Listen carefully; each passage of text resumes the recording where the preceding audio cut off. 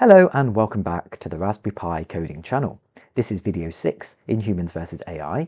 In the last video, we introduced the ability for a player to move around the game environment, an essential piece of logic that is needed not just to play the game, but also for the AI to interface with the game environment that we'll be looking at training in the near future. In this video then, now that we can move the player around, we need them to have an objective, something to move around for. So we're going to introduce the concept of energy by introducing these yellow squares that you can see on this graphic here, by introducing these yellow squares randomly around the grid for the player to collect. So in this video, we're going to need to create that random distribution of yellow squares. We're going to need to render them, and then we're going to need some logic to allow the player to collect them and for those energy squares to disappear from the grid, or I should say more completely, the game environment when they are collected. And then of course, when the player collects the energy, we need a point at which the game is won. And we need to introduce a mechanism to stop the game when the player has actually collected enough energy to be the winner. So that's what we're talking about today. It's quite a lot, so I'll be as concise as possible and we'll get straight on with it. As you know, I have a Patreon account. If you'd like to support my work, that's a great way to do it. And as a thank you, I offer you access to the code that you see in these videos, which you can copy and paste. And also for a while, you'll have early access to the videos, since I record many in a row and then release them in increments in time. Right, let's get over to the IDE then and begin working through this. As usual, I've split today's video out into multiple parts to help explain what has changed. Okay, and I'm going to go through the changes gradually. So I'm not going to review last week's code today because we don't really interface with it much. There's one area that we do, which I'm going to talk about now, but otherwise there's not a lot of connection there. So the first thing that's changed is we've got a new constant, human player, here. This is a constant which means at the start or before you start the game, me or a person working on this can change this flag to true or false. And what will happen is, if it's true, we can control player 1. If it's not true, nobody can control player 1 who's a human, so the keyboard interaction won't work, and therefore only the AI can. So we're going to look at that first. Let's look at what human player does for us. So there's the constant. Now if we scroll down, we'll find that constant is being set in the game app class just here. Human player equals human player. So we've now got a piece of game state stored in the game app class called human player, and it's this that's going to be used. So we're now going to scroll down a bit further, past the setup method that you know runs just before the game loop starts, past the onDraw method, which we know is where the drawing code goes. We're going to go down to here, where onUpdate is. If you recall, onUpdate is an arcade method that we're tapping into in a sense, and it's where we're going to update game state. If you remember, onUpdate runs with every frame, and it runs just before onDraw runs with every frame. We're currently calculating the frames per second, and we're also handling the player interaction with the game, which is done through the handled keyboard method that we created in the last video. Now, what's important here, and what's changed, is until now, we've always assumed that player 1 is human controlled, and we made that assumption here with this conditional statement where it says if player ID equals 1, as we loop through player objects within the onUpdate method, if player ID equals 1, then we can run the handled keyboard method, which will look to see if any of the keys are depressed, and it'll increment the player's target position if that's the case, which ultimately leads to animation via update position. Anyway, what's changed is that we now have the use of this flag, the human player variable that I've just introduced to you further above. So what this says is, actually, player ID doesn't necessarily need to be a human. We actually have to have the flag of human equal to true as well. So if the flag of human player equals false, then player 1 will not be a human controlled player, and they can also be AI controlled. This allows us to have a fully AI driven game when we want to do that. So that's the first thing that's changed in this video. Quite a simple change, but an important one. Now let's get on to the point of energy, what we're here to talk about. So we've got 2 additional new constants that have been introduced in this file. The energy points one, the top row, is how many energy points we're going to distribute around the game environment. We want this to be settable so that we can programmatically generate that if need be, if we ever create the idea of levels. We also want to be able to control it before the game, because when we do machine learning, this is an important parameter and will affect the model's ability to train. Energy to win is the number of energy points that a player must collect before the game is terminated. And we're going to use these two. Okay, so let's get on with this then. So in addition to the constants up here, we have a few additional pieces of game state as well. So we talked a minute ago about this one, the human player variable. We now have these three new ones as well. So they kind of speak for themselves. Game over is a Boolean, and it's when the game is completed. We're going to track that state so that we can terminate the game when a player has won. Winner is the object, the player object, who has won the game. The reason we're saving that, there's loads of reasons, but one of them is eventually we're going to want to be able to track who's won so that we can show an appropriate message, and eventually, you never know, have a game leaderboard or something. It's important to track the winner. And then energy points is the array that's going to store the environment state for where the energy is. These are going to be sets of X and Y grid coordinates. I'll take a pause here and just reflect on why this is important. The energy points are an important piece of input state into the reinforcement learning model. It's the universe of what the machine is going to try to collect. It's what it's going to see as its objective state. And we're going to reward the machine for collecting those energy points. So this is a very important array. It'll be a list of sets, like I say, of X and Y coordinates. Okay, so with the variables established then, let's look at the logic that's going to create this array. Well, firstly, it goes without saying that energy needs to be established before the game starts. We need to create that base state before the game has started. And we want it to be random as well, of course. So the place to put it, as I'm sure you know, is the setup function. And again, if you remember, setup is a function I wrote. It runs just before the game kicks off.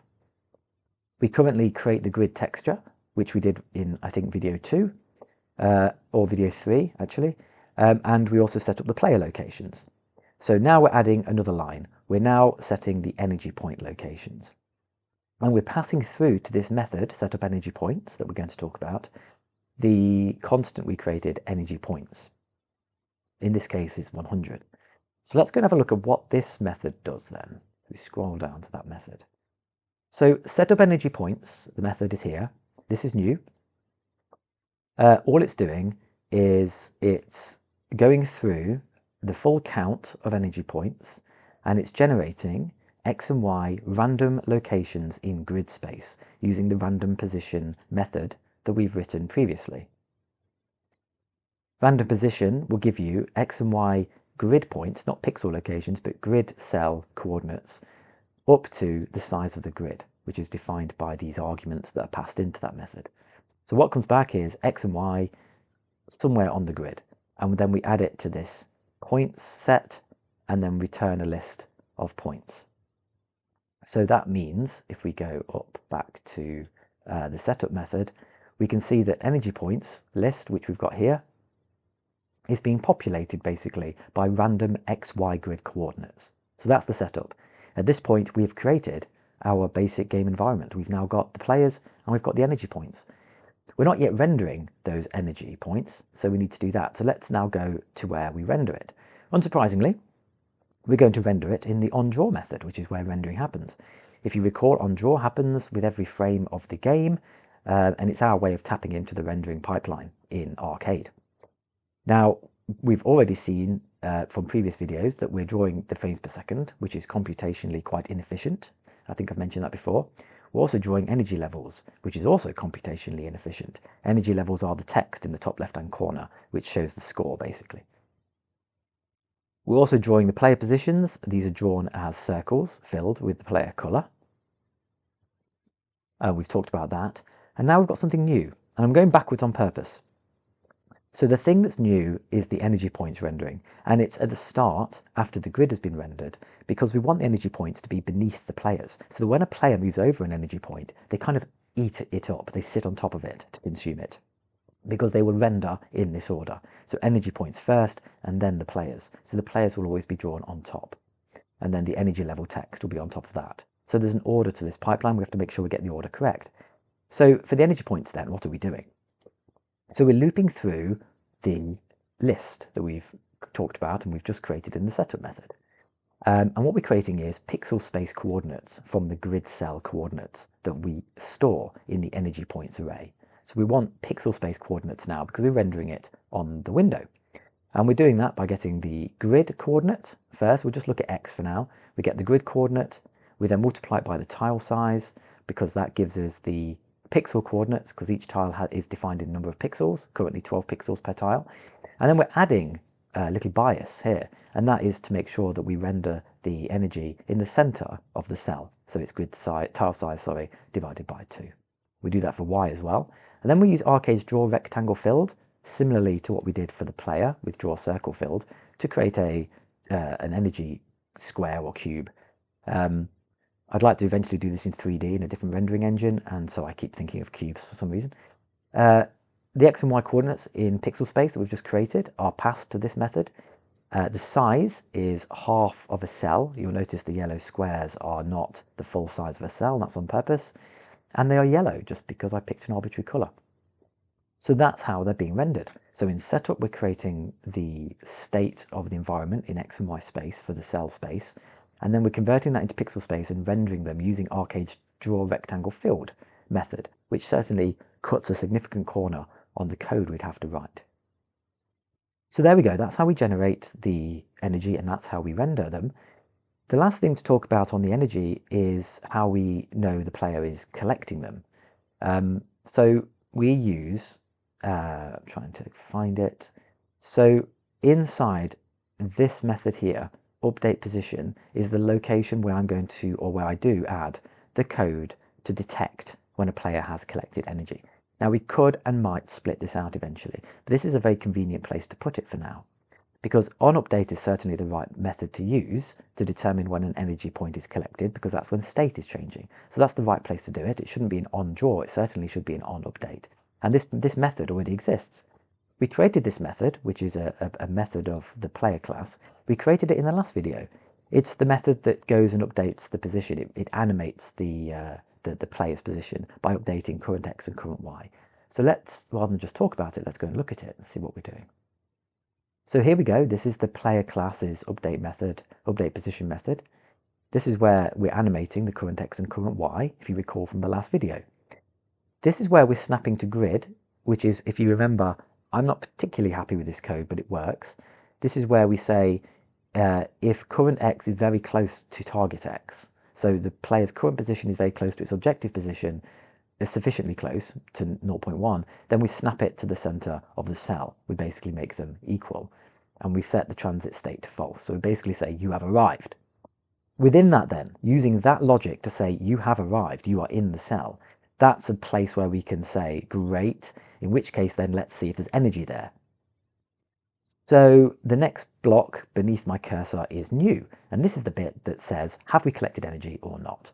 So what it's doing is using convenient syntax that Python offers us. It's saying, does this set exist in energy points array? Does target X and target Y exist in energy points array? Because target X and target Y is equal currently to current X and current Y because we've snapped to grid. So we know they are the current position of the player. Is it in the energy points array? Does it exist as an energy point, a coordinate that we've generated? Now, if it does, of course, we've consumed that energy. If it doesn't, we haven't. So if it does, then we run this code. We will firstly run energy points remove. So energy points being our array, removing the item from the list, and we remove a particular item defined by the coordinates target X and target Y. So that is how we remove the energy from the grid, from the game state. It disappears. Now, sneaky peek for machine learning, this is a problem for running and indeed training a machine learning model, because the input state dimension, which will include the energy points, has to stay the same size. You can't change the length of the input easily anyway. So we'll solve that problem when we come to it. But this is interestingly a problem for machine learning. And then we increment the player's energy. This is a player class method. Update position belongs to the player class method. So energy, self-energy will increment the player's energy level, which is their score. In which case, of course, we'll see the score in the scoreboard update because the score in the scoreboard references the player's energy. So that'll be cool. And then text needs updating we'll talk about later probably in the next video actually. So you can ignore that for now. Just worry about this one.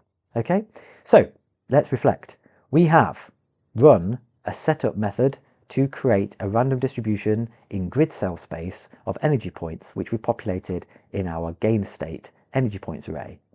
We have rendered it in the onDraw method in the appropriate order using rectangle filled method, which is an arcade method, in pixel space. And we now have a means by which in the onUpdate loop, in the player class's update position, we can determine whether or not we've landed on that point, and if we have, we can give the player an energy point, and we can remove the energy point from the grid. Great, that's a lot for the first file. If we press play then, oh, actually, before we press play, have I introduced endgame state here? No, so the game will run indefinitely. Let's show that happening. Okay, here we go. So my green dot is up here. So I'll start collecting energy. There we go. So what's important here, I'll collect some energy, is you should see, as you can, the top left-hand corner, we've got player 1, energy 3, 4, 5, 6, and so on. Now, at the moment, the game won't end when I collect 5 energy points because there's no code to do so. So that's the next thing to sort out. So on to file 5.1, we need to stop the game. So this is quite a quick one. We've talked about game over as a state variable a few minutes ago. So let's look at how we're applying it. So to end the game, we're going to be doing that in onUpdate, which again is where all the state stuff goes. The first thing then that's updated in this video, this file, apologies, is the game over state is being used. And we say, if true, if game over is true, then return. That basically breaks us out of the onUpdate loop forever. onDraw will still run, but onUpdate won't, which means we can still use the draw method to draw some sort of conclusion eventually, like a game over screen. But the actual update method will terminate. It's an endpoint for the game. So now we need to set game over to true when the game is complete. So that's the first thing. That's how we break the game, break out of the game rather. Now down here is where we have new logic to actually end the game. So if you recall, in onUpdate, we've got the player loop going through each player so that we can handle the human interaction through the keyboard. We added earlier that we've now got a human player variable, so just a reminder that's there. Well, we're in the same kind of area now. Beneath that, you're making use of the player loop. What we're doing here is we're going through the players and saying, is any of the player energy parameters greater than or equal to the energy to win constant? If it is, that player ID, has won the game, and we'll show that in the console at the moment. And we'll set game over equal to true to terminate the game. So on the next loop round, the game will stop. In the next frame, the game will end. So let's just run that. It's quite simple, really. That's about as simple as it can be. So where's the green dot? There I am. So I'm going to try and collect 5 energy points. I just missed one. 1, 2, 3, 4. And I'm saying 5 because the constant is set to 5. There we go. I can't control this anymore. The loop has stopped. And down here at the bottom, I don't know if you can see, because sometimes the video crops the bottom off, but it does say game over, player 1 wins. Okay, so now we have an end game state, which is good. Now, actually, let me play that again. The last thing I want to talk about in this video, and I'm trying to keep to time, so I'll be quite brief, is if you look in the top right-hand corner, it's not always obvious, but you'll notice the frame rate sometimes drops down to about 40, 30 frames per second instead of 60. The reason is because it's very computationally inefficient to render these text in every frame. So at the moment we've got the frames per second being rendered with every frame, so that's one text conversion object being created per frame, and then we've got 8 players. So we've got 9 text conversions happening with every frame, and it's quite inefficient to be using Arcade's text object creator. So 9 of them in every frame is actually causing the frame rate to drop. Now, I'm, as I think I've mentioned before, using my built-in hardware rather than my dedicated graphics card on purpose so that I can see performance problems when they come. So this is a problem. So in the next file, we're going to solve it. And it's important, if you're going to follow along with Arcade, that you do note these bottlenecks so that we can get around them. So in the final file then, what we're going to do is we're going to rip out the rendering code in onDraw. So if I'm just going to go down to onDraw again in 5.1, player class, sorry, game class on draw. There we go. Right, let's get this in the right position. So the last file, in the on draw method, we had this, which draws the text, the energy level text. And what it does, it loops through every player, and it uses the arcade's draw text method for every frame, in this case for 8 players, and then renders using an F string the player, the energy, and uses the player's score. Uses the player color. And we've seen that in the top left hand corner. It's very inefficient, as I say, so we're going to rip that out. As you can see here, this is the same area of code, but you've noticed it's disappeared. We're no longer rendering here the energy levels in the on draw loop for every loop. What we're doing now is we're tapping in to the draw players loop we've already got, where we go through each player. So instead of using a separate loop, that's not going to save as much, if anything. What we're doing instead, though, is we're calling 2 new methods associated with the player class. And these aren't very complicated at all, but it certainly makes the process a lot easier and a lot more computationally efficient. So what we're going to do is we're no longer going to run the draw text method with every frame for every player, because at the moment every frame for every player is very expensive, and arcade draw text is an expensive method. So we want to only draw the text when it has changed. Actually, let me rephrase that. We want to draw the text in every frame. We only want to create a new object using arcade's draw text, which is the expensive part. We want to avoid doing that every frame. We want to do that with every update. That's the bit that's expensive. So we have 2 methods. So let's have a look at what they are.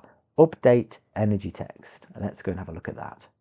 There it is. In fact, they're next to each other, these two, so we can talk about them since they're run consecutively. So update energy text. Now, I said I'd talk about this later.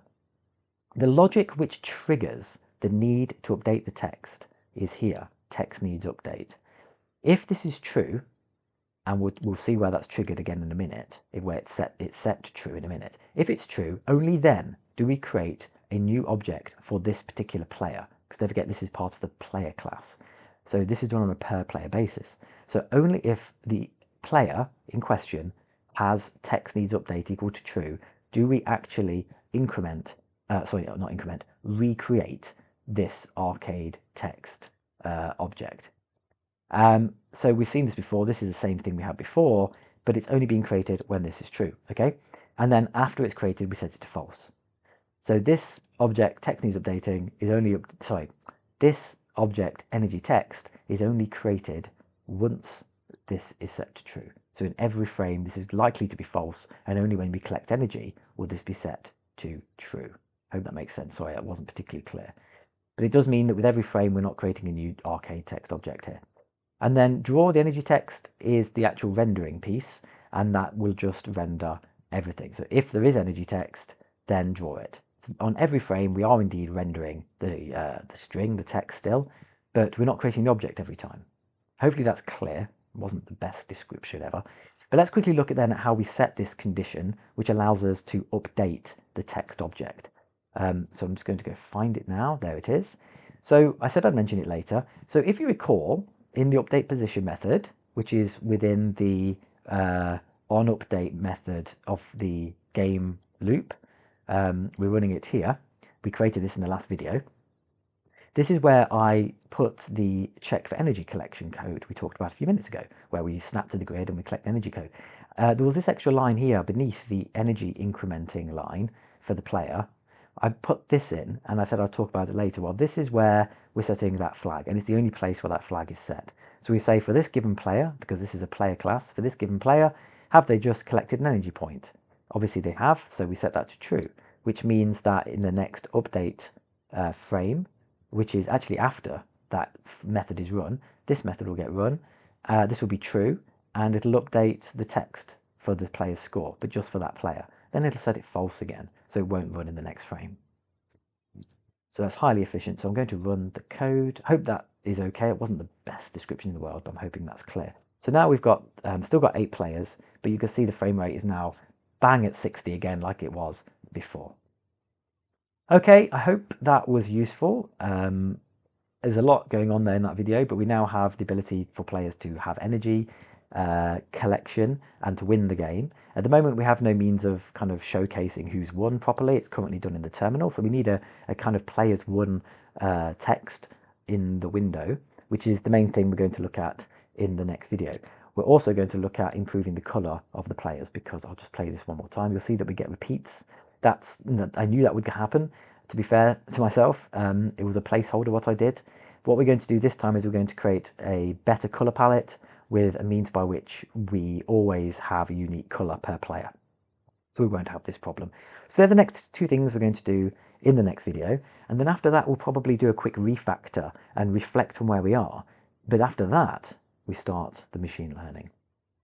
Okay, thank you for being part of this journey, and I'll see you in part 7.